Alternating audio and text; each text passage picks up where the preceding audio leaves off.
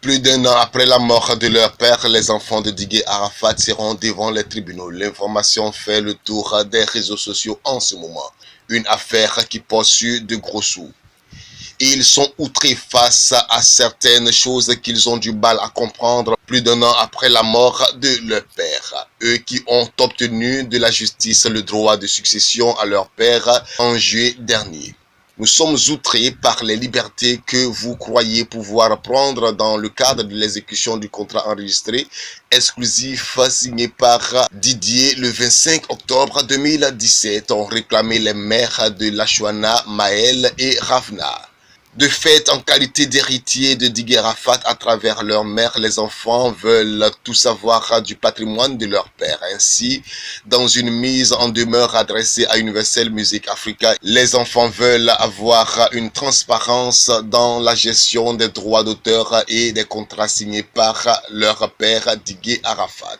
Ainsi, estiment-ils qu'après le décès de leur père, il leur revient juridiquement les droits patrimoniaux et toutes choses qui selon eux n'auraient pas été respectés par la maison de disques avec la sortie de Kong.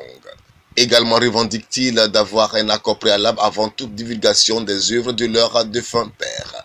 À en croire les indiscrétions, cette colère des enfants du Daishikan s'explique par le fait qu'ils ont découvert que Renaissance n'a été déclarée ni à la SACEM ni au Burida. Du coup, ils ne pourront jouir des droits d'auteur afférents à cet album. C'est pourquoi les enfants de Didier Arafat décident dans un premier temps d'interpeller Universal Music Africa sous réserve de saisir les juridictions compétentes pour trancher cette affaire. Par ailleurs, apprend-on qu'après le paiement de près de 60 millions de francs CFA à Didier Arafat lors de sa signature de contrat pour 3 albums avec la maison de disques, un salaire devait lui être reversé. Des détails que les enfants veulent également avoir au terme du contrat. En attendant que Universal Music se prononce sur cette affaire, espérons que les deux parties puissent trouver un terrain d'entente.